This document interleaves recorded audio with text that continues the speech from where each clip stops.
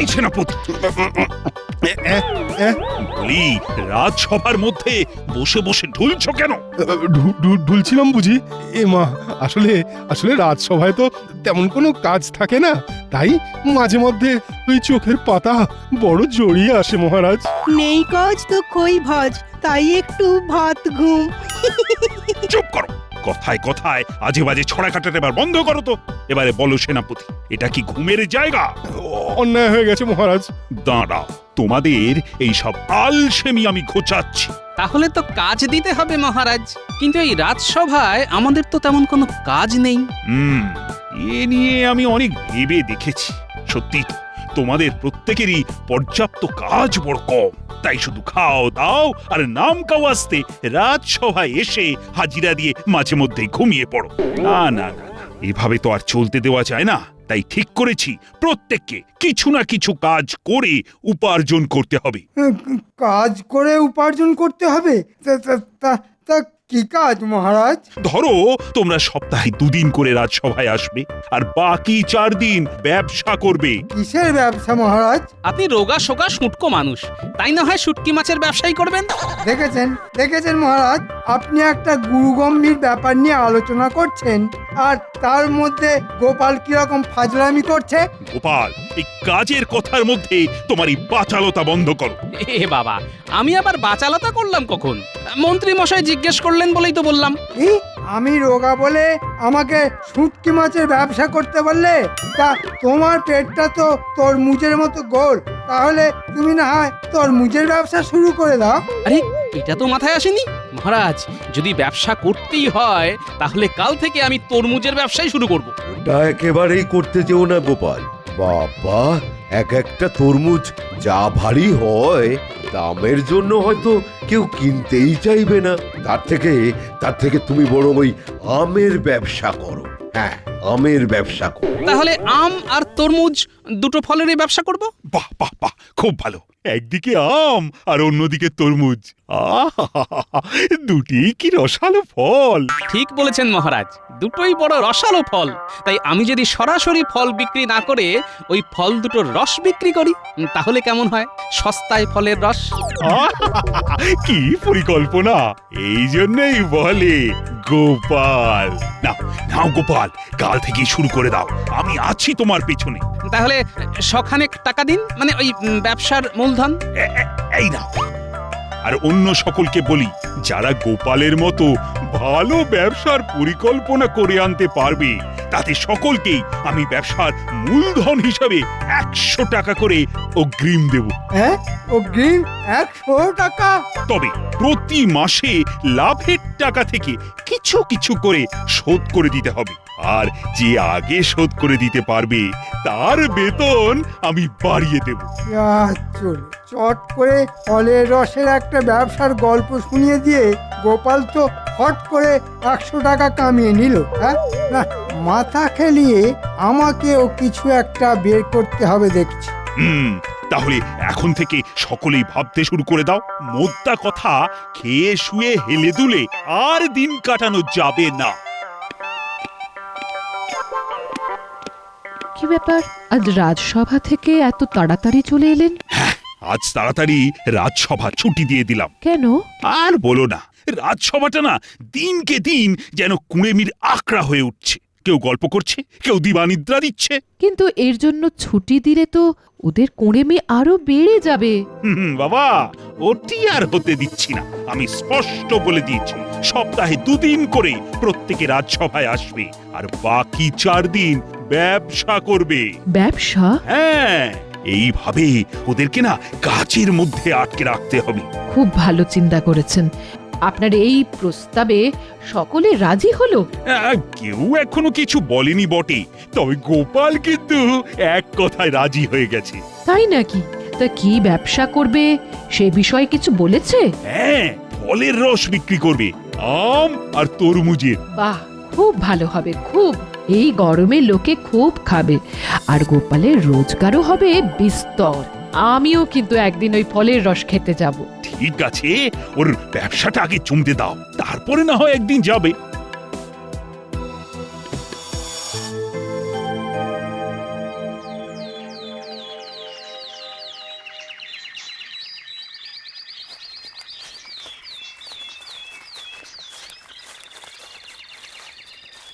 বিজ্ঞানী, বিজ্ঞানী!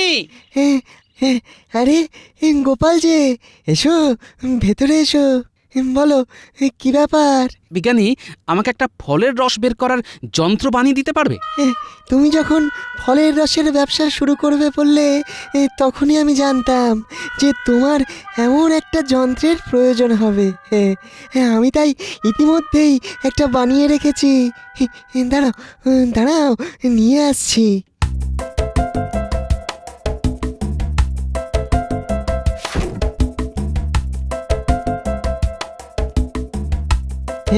এই দেখো, ফলগুলোর খোসা ছাড়িয়ে কেটে টুকরো টুকরো করে যন্ত্রের এই বাটির মধ্যে দিয়ে এই হাতলটা ঘোরালেই অমনি এই নল দিয়ে হরহর করে ফলের রস বেরোতে থাকবে। শুধু ভাঁড়ে ঢেলে খদ্দেরদের হাতে দাও আর পয়সা নাও। ভালো না? বাহ, বড় উপকার হলো আমার। তাহলে আমি আসি ভাই। তা কবে থেকে সস্তায় ফলের রসের ব্যবসা শুরু করছো গোপাল?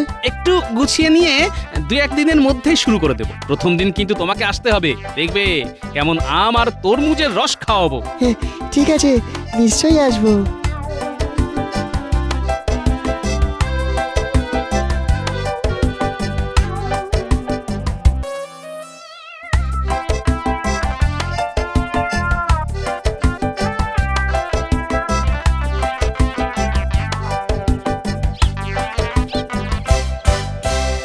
দেখ, যার জন্যে তোদের ডেকে পাঠিয়েছি, এখন মাথা খেলিয়ে একটা ভালো দেখে ব্যবসার কথা ভেবে ফেলতো। কি যে বলেন, আপনি থাকতে মাথা খেলিয়ে ব্যবসার কথা ভাববো আমরা? সত্যি কথা বলতে কি, আমাদের মাথাগুলো তো ওই ছাগলের মাথা। জানতাম তোদের মাথা থেকে কিছু বেরোবে না। ঠিক আছে, তাহলে আমাকে এই ভেবে বের করতে হবে দেখছি। হ্যাঁ, তাই ভাবুন, আর ভেবে ভেবে যদি কিছু বেরোয় তখন না হয় আমাদের খবর দেবেন। এখন তাহলে আসি মন্ত্রী মশাই। ঠিক আছে, যা।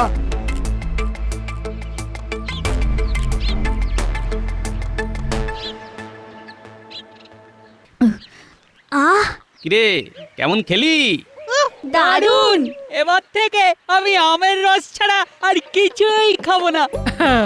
আরে তোদের দাদু যখন ফলের রসের দোকান দিচ্ছে তখন সকলে প্রাণ ভরে খাস, কেমন? আর খেয়ে খেয়ে দাদুর দোকানটাই লাটে তুলে দিস। না দাদু, লাটে তুলে দেবো কেন? আমরা হাতে হাতে তোমাকেও সাহায্য করব। তাহলে আর আমার চিন্তা কিসের? কি গোপাল, এই যন্ত্র ঠিকঠাক কাজ করছে তো? কাজ করছে মানে যাকে বলে দৌড়চ্ছে। বিজ্ঞানী, একটু আমের রস খেয়ে দেখবে নাকি? খাওয়াবে বলছো? দাও দাও তাহলে।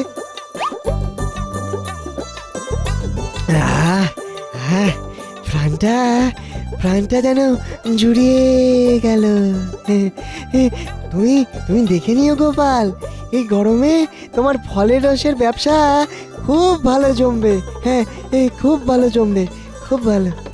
তোমার মুখের কথা যেন সত্যি হয় বিজ্ঞানী। মহারাজের কাছে আমার যেন মুখ থাকে।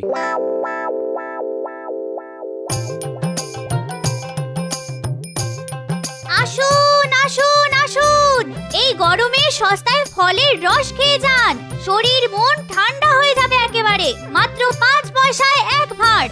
আসুন আসুন আসুন। কিরে পুটি, ভালো হবে তো? ভালো হবে না মানে? হ্যাঁ, বাজারের সেরা আম থেকে যন্ত্রে ছেঁচা রস খাবে আর মজে যাবে। দাম কত? ওই তো বললাম, মাত্র 5 পয়সায় 1 ভাঁড়। দে তাহলে 1 ভাঁড় দে।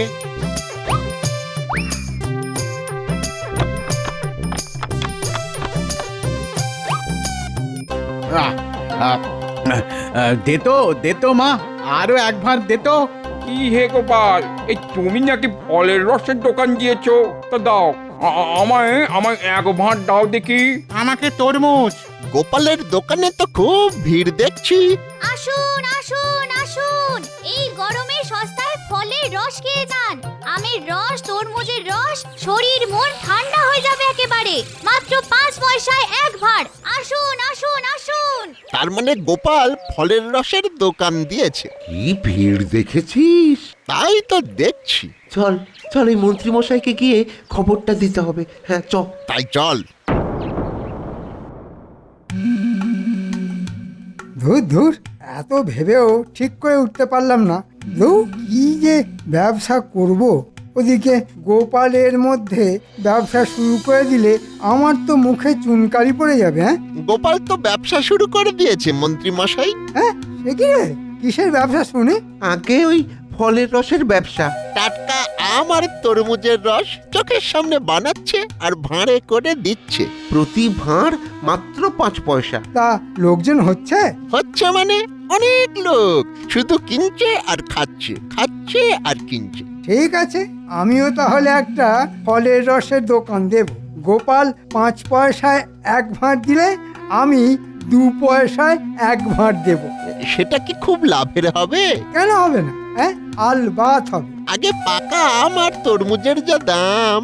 এই জন্যেই তোদের বোকা গাধা বলি, বুঝেছিস? ওরে, আমি কি আর খাঁটি আম তরমুজের রস দেব নাকি? হ্যাঁ, খাঁটি আম আর ওই তরমুজ দেবেন না? না, কখনোই দেব না। তাহলে কি দেবেন? ওরে, এ ব্যবস্থা আমার জানা আছে। হ্যাঁ, 5 পয়সা খরচ করব আর 2 পয়সায় বিক্রি, বুঝেছিস? মানে ভাঁড় পিছু 1.5 পয়সা লাভ। হ্যাঁ, দুদিনেই লালে লাল, মানে মালামাল হয়ে যাবো, বুঝেছিস? এই জন্যই বলি আপনার মাথা সোনা দিয়ে বাঁধানো। তা মন্ত্রী মশাই, কবে থেকে এই ফলের রসের ব্যবসা শুরু করতে চান? আজ আমি একবার হালি শহর যাব। সব কিছু যদি ঠিকঠাক জোগাড় করে উঠতে পারি তাহলে কাল থেকে গোপালের দোকানের ঠিক উল্টো দিকে আমার ফলের রসের দোকান লাগাবো। হ্যাঁ, আমাদের কাজে লাগাবেন তো মন্ত্রী মশাই? তোদের তো কাজে লাগতেই হবে, না হলে চেঁচিয়ে খদ্দের জোগাড় করবে কি? হ্যাঁ, এখন তো নয়, সব ব্যবস্থা করে খবর পাঠাবো।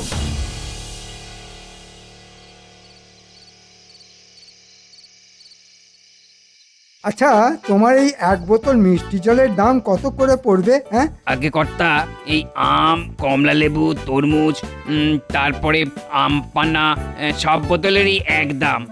বোতল পিছু 2 আনা। পাইকারি নিলে কত করে দেবে? এই পাইকারি নিলে পড়বে 1.5 আনা। না না, অত পারবো না। 1 আনা করে হলে বলো, 20টা আম, 20টা তরমুজ আর 20টা কমলা লেবুর বোতল নিয়ে যাই। এই মাত্র 1 আনা? না না না বাবু, এই বড্ড লোকসান হয়ে যাবে। তুমি থামো তো, দিচ্ছ তো রং আর গন্ধ মেশানো পুকুরের জল। হ্যাঁ, তার আবার লাভ লোকসান? চিনির দাম যে বেড়ে গেছে বাবু। শোনো, ওসব কোনো অজুহাত আমি শুনতে চাই না। দিলে দাও, না হলে চলে যাই। না না না না, এই যে চলে যেতে হবে না। আচ্ছা আচ্ছা আচ্ছা, দেবো দেবো।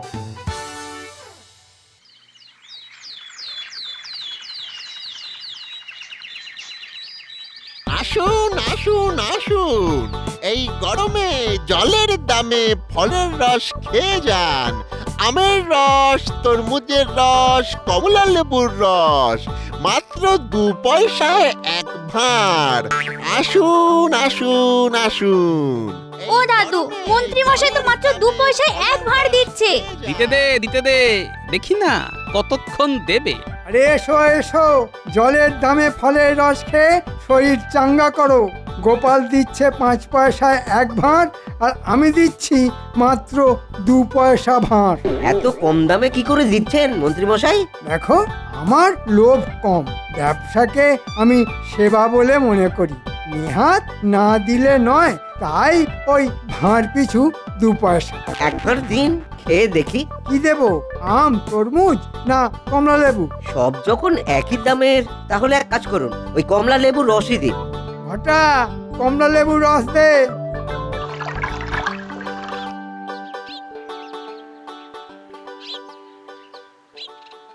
আহা, গরমকালে কমলা লেবু ভাবা যায়? হ্যাঁ, এই গরমে কমলার রস?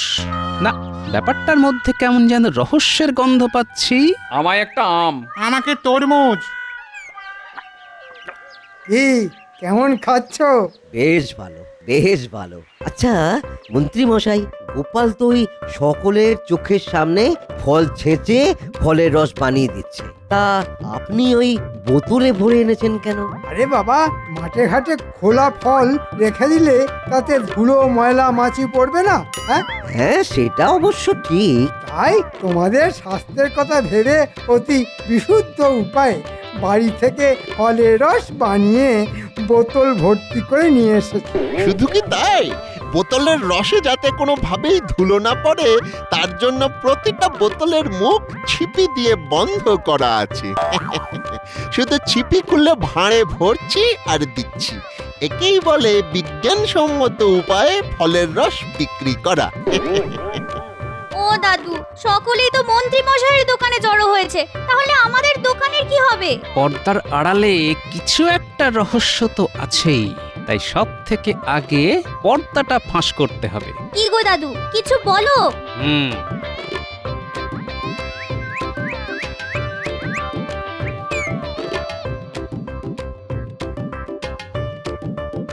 বলি কি গো, আজ ব্যবসা কিরকম হলো?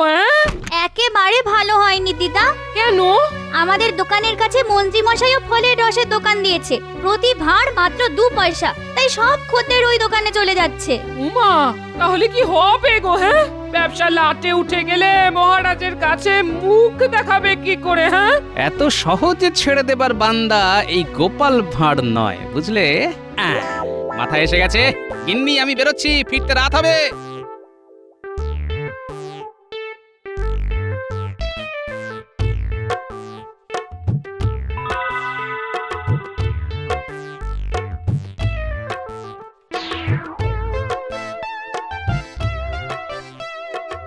দেখলি তো, চিনি মেশানো রঙিন জল খাইয়ে একদিনেই কেমন বাজি মেরে দিলাম। ও বাবা, ওগুলো তাহলে ওই চিনি মেশানো রঙিন জল ছিল? সত্যি মন্ত্রী মশাই, লোক ঠকানোয় আপনার জুড়ি মেলা ভার। দিন একটু শ্রীচরণের ধুলো দিন বাবা। শোন, তোদের একটা কাজ করতে হবে। কি কাজ? যে হারে আজ বিক্রি হয়েছে না, তাতে কালকের মধ্যেই সব বোতল শেষ হয়ে যাবে। তাই কাল তোরা হালি শহরে গিয়ে আমার নাম করে আরো কিছু বোতল নিয়ে আসবে। সে না হয় আনা যেতেই পারে, কিন্তু আমরা তো ঠিকানা জানি না। হালি শহর বাজারে গিয়ে যাকেই বলবি সেই দেখিয়ে দেবে পরাণ মোদকের বাড়ি। নামটা শুধু মনে রাখবি, পরাণ মোদক।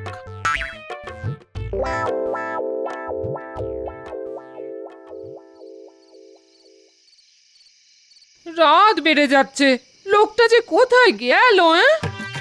আরো 20টা করে আম, তরমুজ আর কমলা লেবুর গন্ধওয়ালা রঙিন জল। ব্যবসা তাহলে খুব ভালো হচ্ছে বলো। শেয়ার বলতে তার সঙ্গে করে টাকা এনেছো তো?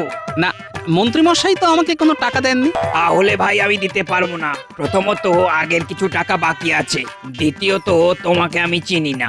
এই দেখো, বড় বিপদে ফেললে দেখছি। এদিকে কাল দুপুরের মধ্যে জিনিসগুলো না পেলে দোকান চালানো যে খুব মুশকিল হয়ে যাবে। সে আমি কি করব? আচ্ছা ভাই, একটা উপকার করে দেবে? ধারে জিনিস দেওয়া ছাড়া সব রকমের উপকার করে দিতে পারি আমি।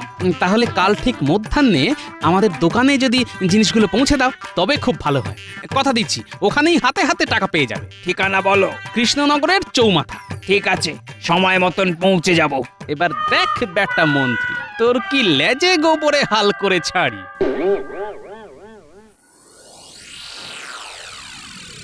প্রণাম মহারাজ। আরে গোপাল, এসো এসো। তা কেমন চলছে তোমার সস্তায় ফলের রসের ব্যবসা? আপনার আর রানীমার আশীর্বাদে ভালোই চলছে মহারাজ। তাই তো আজ আপনাকে আমার দোকানে নেমন্তন্ন করতে এলাম। ওই আজ ঠিক মধ্যাহ্নে একবার যদি পায়ের ধুলো দেন।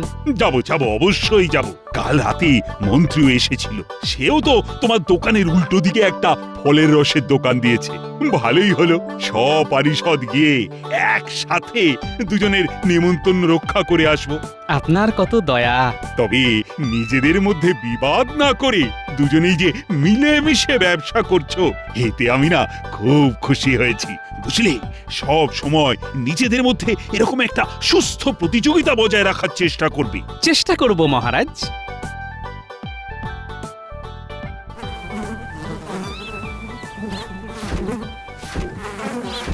কি গোপাল, মাছি তাড়াচ্ছ? হ্যাঁ, তা তাড়াচ্ছি বটে, তবে একটু বাদে বলতা ভিমরুল কীট পতঙ্গ সব তাড়াবো। আসুন মহারাজ আসুন। প্রথমে আমার দোকানে আসুন। তা খাওয়াও দেখি তোমার জলের দামের ফলের রস। এই যে মহারাজ,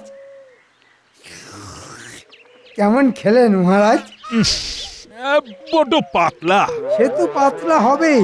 আমি যে ফলের আঁশ বীজ এসব বাছার জন্যে 5 বার করে কাঁচা কাপড়ে ছেঁকে এনেছি। ও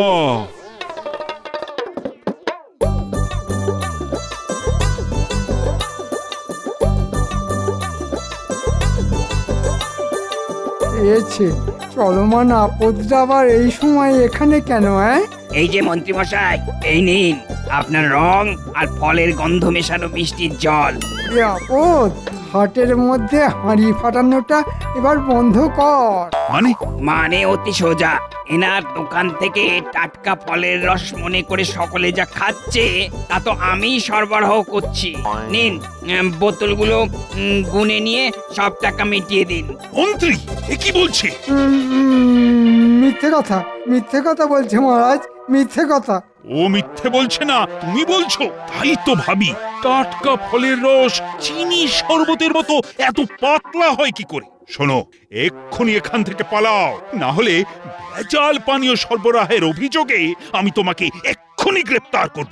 ওরে বাবা, চল ঘটা পালাই, না হলে একটা মারও কিন্তু বাইরে পড়বে না। পালা। রক্ষী, আজ্ঞা করুন মহারাজ। মন্ত্রীকে একটা আম গাছের সাথে দড়ি দিয়ে বাঁধো, আর ওই সব নকল ফলের রস ওর গায়ে ঢেলে দাও।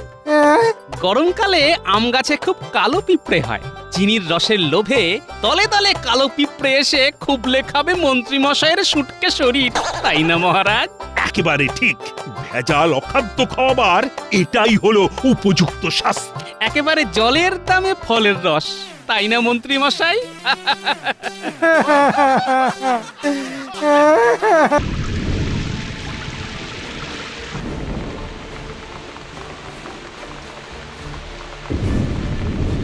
ওরে বাবারে, উফ, কি ভয়ঙ্কর ঝড়!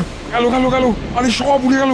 ওরে বাবারে, ওরে বাবা! শুধু ঝড় হলো তো না হয় হতো, সঙ্গে আবার বৃষ্টি, সব ভেসে গেল সব। এই ঝড় বৃষ্টিতে আমরাও এবার ধনে প্রাণে মারা গেলাম।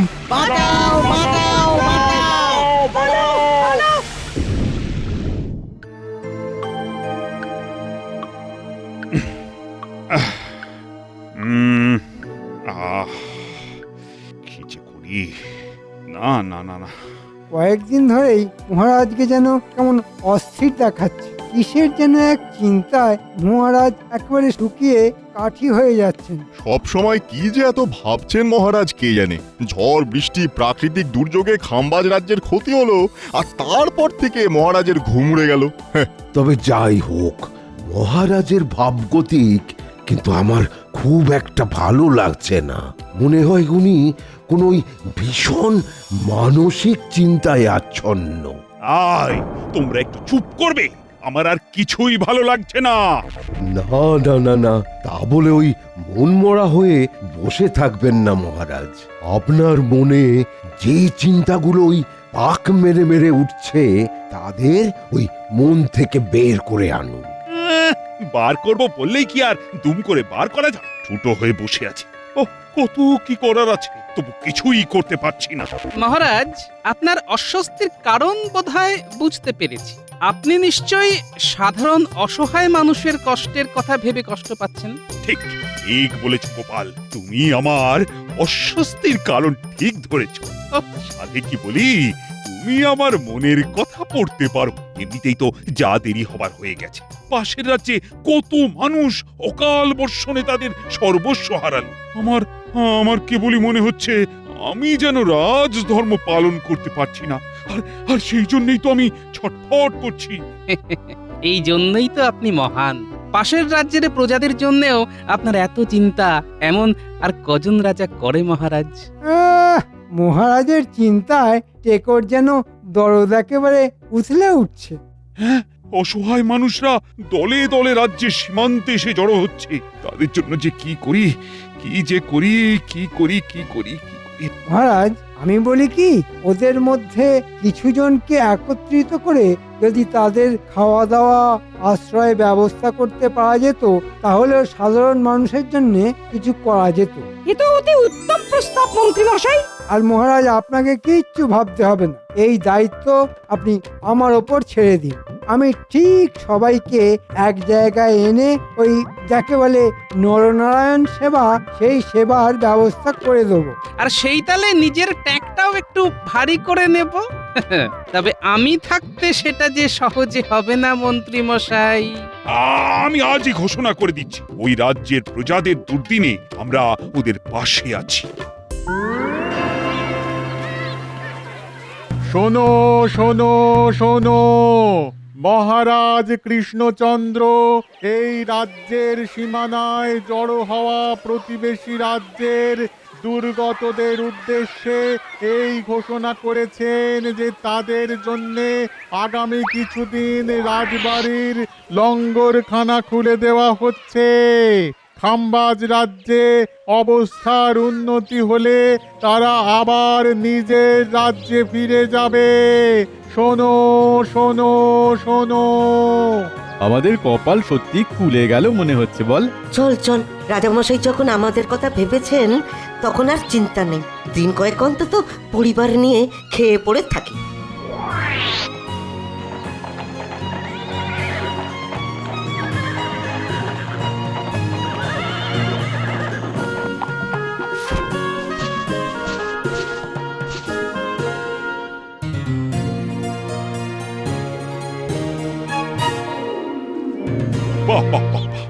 আমার ঘোষণায় তো বেশ ভালো সাড়া পড়েছে দেখছি। অনেক অসহায় দুর্গত এসে হাজির হয়েছে দেখছি। যাক যাক বাবা, ওদের জন্য কিছু করতে পারছি ভেবেই আমার ভালো লাগছে। হাজির আবার হবে না? ওদের জন্য মহারাজের এত ভালোবাসা, এত দরদ। এমন মহারাজ কজন প্রজার ভাগ্যে জোটে? এই বলো সবাই, জয় মহারাজের জয়, জয় মহারাজ কৃষ্ণচন্দ্রের জয়। জয় জয় মহারাজ কৃষ্ণচন্দ্রের জয়। হয়ে গেছে ব্যাস গেছে।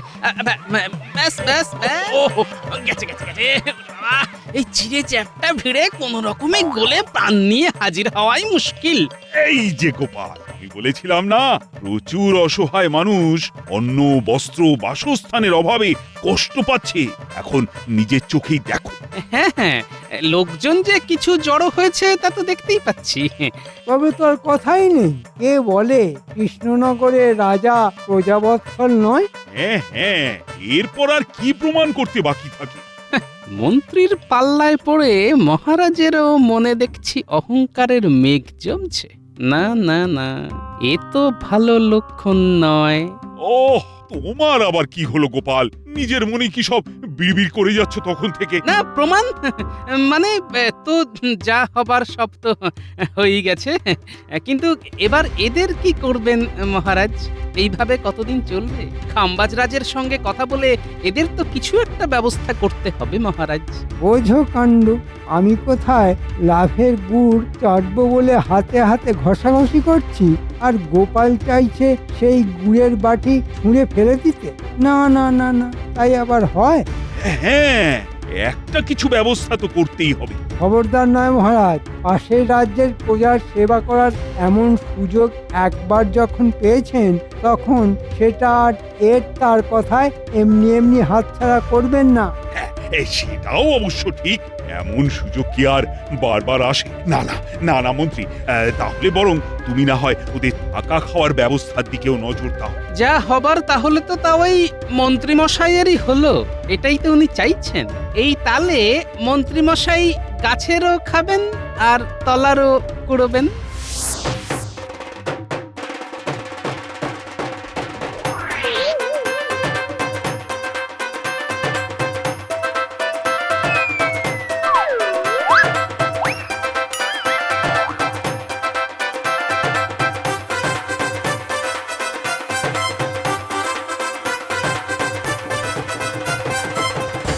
ওদের তো দেখছি আজ বেশ পা ভারী হয়েছে, হ্যাঁ?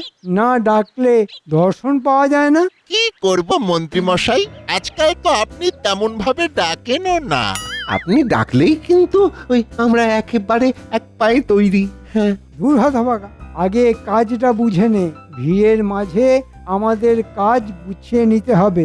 ও লঙ্গরখানায় খানা পিনা চলছে, আর সেখান থেকে আপনার জন্য কিছুটা সরিয়ে আনতে হবে, আর সেইখান থেকে আপনি নিজে খাবেন আর আর আমাদেরও দেবেন, তাই তো? দূর হতভাগা, আমি কি আর ওসব খাবো বলে ল্যাং ল্যাং করছি? আমি তো চাইছি খাবার তৈরি হবার আগেই কাঁচামাল সাবার করে দিতে। চালের বস্তা, ডালের বস্তা সোজা পথে আসবে আর বাঁকা পথে বেরিয়ে গিয়ে আমার ট্যাঙ্ক ভারী করবে। আপনার মনে মনে তাহলে এই আছে, হ্যাঁ? শুধু কি এই, মন্ত্রী মশাই যে কত দিকে কত জাল ছড়িয়ে রেখেছে সে খবর তুই কি করে জানবি? এটা অবশ্য তুই খারাপ কিছু বলিসনি। তাহলে শোন, চারিদিকে মাথা দিতে গিয়ে যাতে মাথা খারাপ না হয়ে যায় তার জন্যে আমি এখন একটা ফেরোর খাতাও রাখছি। মন্ত্রী মশাই দেখছি একেবারে পাকা কাজ। থাক থাক, আমার কাজ নিয়ে আর তোদের কাটাছেঁড়া করতে হবে না। তোরা নিজের চরকায় তেল দে, মানে যা যা যেমন যেমন ভাবে বলছি ঠিক তেমন ভাবে করে ফেল। ওহ, মহারাজ যখন দিচ্ছেন একেবারে উপর করে দিচ্ছেন। ওহ, কি বিশাল আয়োজন! এই যা ব্যবস্থা দেখছি, ওই খেয়ে পড়ে বেশ কাটিয়ে দেওয়া যাবে। হ্যাঁ, তবে এর মধ্যে মহারাজের আবার অন্য কোনো উদ্দেশ্য নেই তো? আচ্ছা, তুই কি খালি ওই আজে বাজে ছাড়া ভালো কিছু ভাবতে পারিস না? হ্যাঁ হ্যাঁ, ওসব না ভেবে এখন যা পাচ্ছিস তাই চেটে পুটে খেয়ে নে দেখি, পরের চিন্তা পরেই করবি।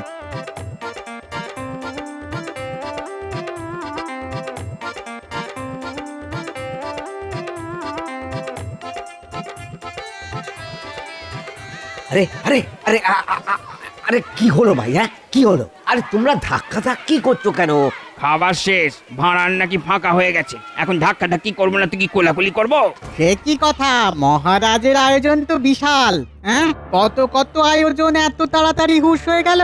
কাঁচা মালের জোগাড় না থাকলে হালুই করে রাঁধবে কি? আমার তো মনে হচ্ছে মহারাজ নাম যা কেনার কিনে নিয়ে এখন সব চেপে দিয়েছেন। ঠিক বলেছিস, আর কাজ না করলে খাবো কি? আরে না খেলে বাঁচবো কি করে? হ্যাঁ, কাল থেকেই আমরা আবার আমাদের রাজ্যে ফিরে যাব, আর মহারাজ কৃষ্ণচন্দ্রের ভরসায় থাকবো না।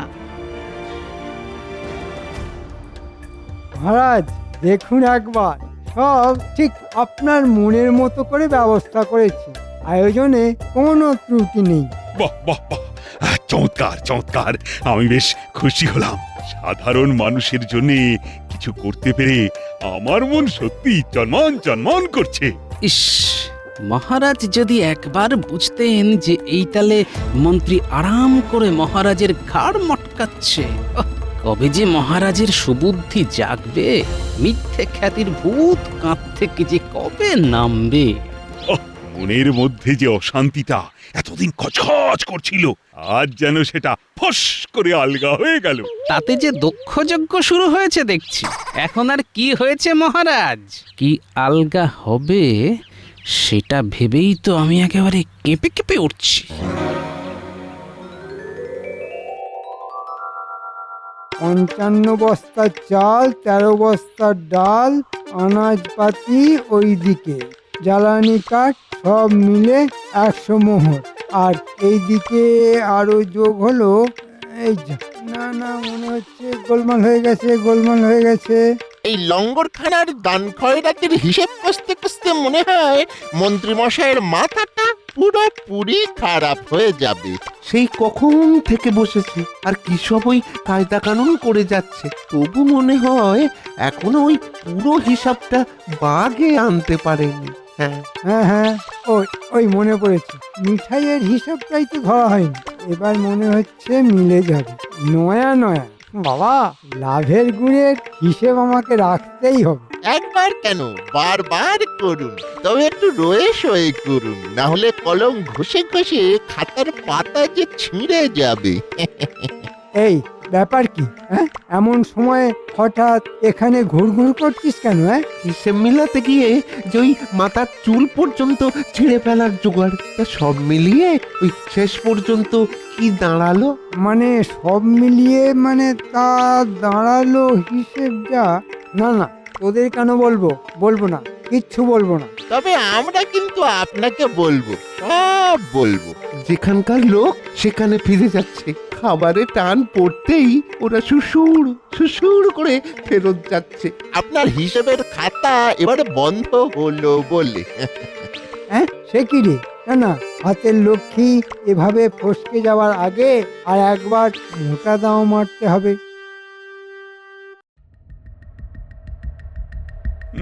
না না না, ওহ, আরে আমি তো কিছুতেই কিছু বুঝতে পারছি না। এত কিছু করার পরেও সবাই নাকি আমার বদনাম করতে করতে নিজের রাজ্যে ফিরে যাচ্ছে। ও ভেবে ভেবে আমারও তো হাত পা সব অস্থির হয়ে যাচ্ছে। না না মহারাজ, এখন তো অস্থির হলে চলবে না। তবে কি মহারাজ আনন্দে আটখানা হয়ে গড়াগড়ি খাবেন? সিদ্ধান্ত তো মহারাজকে একটা কিছু নিতেই হবে। তবে যা হয়েছে সে বরং একদিক থেকে ভালোই হয়েছে। কিন্তু এই সময় হঠাৎ করে কিছু সিদ্ধান্ত নেওয়াটা কি ঠিক হবে মহারাজ? এটা আপনার সম্মানের ব্যাপার। এখানে যদি এই লোকগুলো খাম্বাজ রাজ্যে ফিরেও আপনার বদনাম করে, তাহলে যে আপনার মান সম্মান এসব নিয়ে টানাটানি পড়ে যাবে। হ্যাঁ, আরে আমিও তো সেটাই ভাবছি, কিন্তু খাওয়ার ব্যবস্থা করা ছাড়া আর কি বা করতে পারি এখন ওদের জন্য? কেন মহারাজ, অন্যের ব্যবস্থা করেছেন, এবার যদি বাসস্থানেরও ব্যবস্থা করে দেন, তবে ওরা একেবারে ভক্তিতে গদগদ হয়ে আপনার জয়গান করবে। এটা কিন্তু মন্ত্রীমশাই ঠিক বলেছেন। বেশ বেশ, তাহলে তার জন্য যা করার সেটা করে ফেলো, তবে কোনোভাবেই বদনাম হওয়া কিন্তু চলবে না। না না মহারাজ, আমি থাকতে আপনি বদনাম হবেন কেন? আমি পাইকারি দরে ছাউনির ব্যবস্থা করেছি। জনগণকে সেবা করায় যে আপনার সামনে কেউ নেই, সেটা ভালো করে বুঝিয়ে দেব। আমি বলি কি মহারাজ, ব্যাপারটা আরেকবার ভেবে দেখলে হতো না? মানে ওই যে যারা যাচ্ছে তারা তো এমনিই একদিন না একদিন নিজের রাজ্যে ফিরে যেত, তাদের আর মিছি আদর করে এখানে রাখার কি দরকার মহারাজ? গোপাল তো ঠিকই বলেছে, এতে করে আমাদের কোষাগারের ওপর থেকেও চাপটা কমবে। আর মহারাজের যা বদনাম হবার সে তো হবেই। তবে যাই বলো আর তাই বলো, শেষ চেষ্টা করে একবার দেখতে হবে। হ্যাঁ হ্যাঁ মন্ত্রী, এতটাই যখন করলাম তখন আরেকটু না হয় করেই দেখি।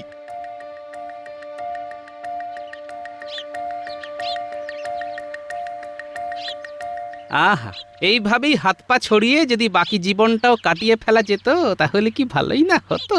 তবে আমরা কিন্তু যা দেখার দেখে এসেছি। হ্যাঁ গো, তুমি যেমন বলেছিলে তেমনি মন্ত্রী মশাইয়ের উপর নজর রেখেছি। চাল ডাল সরানোর পরে মন্ত্রী মশাই এবার ছাউনিও গুটিয়ে ফেলেছেন। তবে ওর সব হিসাব নিকাশ একটা লাল খেরোর খাতায় তুলে রেখেছে। আরে বাস, করেছিস কি? আরে তোরা তো দেখছি একেবারে হাঁড়ির খবর নিয়ে চলে এসেছিস। বেশ, তবে এতটাই যখন করেছিস তখন আরেকটা কাজ করে ফেল, তাহলেই মন্ত্রী মশাইয়ের সব কেরামতিতে একেবারে কেরোসিন হয়ে যাবে। তুমি কিচ্ছু চিন্তা করো না দাদু, এটা তো আমাদের বাঁ-হাতের কাজ। আমরা হুট করে যাব আর টুক করে নিয়ে চলে আসব। যা, মন্ত্রী মশাই আর কিছু বাড়াবাড়ি করার আগে তোরা তাহলে কাজের কাজটা করে ফেল, যা।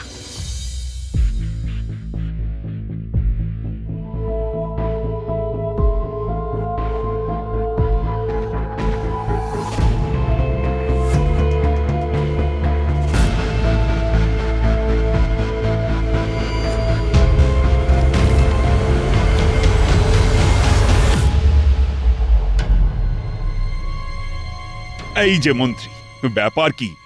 ওদিকে সব ঠিক আছে তো? আর এই গোপালও হয়েছে সেরকম। ওকে বললাম সব দিক দেখে আমায় জানাতে, এখন তো দেখছি তারও কোনো পাত্তা নেই। আমি থাকতে মহারাজ আপনি ওই গোপালের উপর ভরসা করছেন? মহারাজের নাম বদনাম, রাজ্যের ভালো মন্দ এইসবে ওই টেকো আর কি বুঝবে? আগে যা বুঝবার এবার শুধু মন্ত্রীমশাই বুঝবেন, আর যতটুকু জানবার তার পুরোটাই জানা হয়ে গেছে। আপনার এই কারবারে ঝাঁপ ফেলার কাজটুকুই যা বাকি আছে মহারাজ। এই রে, টেকোটা যদি এবার পুরো ব্যাপারটাকে ঘেঁটে দেয় তাহলে আমাকে ওই ঘটি উল্টে বসে থাকতে হবে। যা একটু খুচরো খাজরার মুখ দেখেছিলাম তা মনে হয় আর কপালে বেশি দিন নেই। এই তুমি কি বলতে চাইছো সেটা একবার বলে ফেলো তো গোপাল।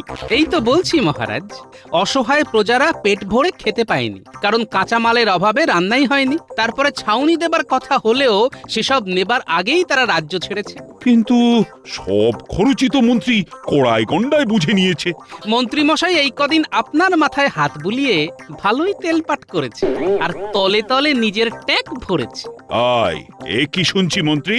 শোনান না মন্ত্রীমশাই, আপনি নিজে মুখেই হিসেবটা বলুন। এই তো না, মানে এই রে, মনে হচ্ছে মন্ত্রীমশাই হিসেবটা শেষ অব্দি ঠিকঠাক মিলিয়ে উঠতে পারেননি। যা ঢোক গিলছে, ঘেমে নে একেবারে একাকার হয়ে যাচ্ছে গো। না না না না না, দুধে দুধে ওই মন্ত্রী মশাই বুঝে উঠতেই পারছেন না যে ওই কোনটা ঠিক করবেন। আমার তো মনে হচ্ছে ওই জলে দুধ মেশাবে না ওই দুধে জল মেশাবে। এই অত মানে না করে এই কদিনে মোট খরচের হিসেবটা কি দাঁড়ালো সেটা এখন বলো দেখি। তবে সাবধান মহারাজ, খরচের বহর শুনে আপনি কিন্তু আর দাঁড়াবার মতো অবস্থায় থাকবেন না। এই তো 5 না মানে 10 না মানে 5 আর 10-এ যেহেতু সব গুলিয়ে যাচ্ছে। কিচ্ছু গোলায়নি, আর গুলিয়ে গেলেই বা গুলোতে দেব কেন? কই রে, কোথায় গেলি রে? নিয়ে আয় দেখি খাতাখানা।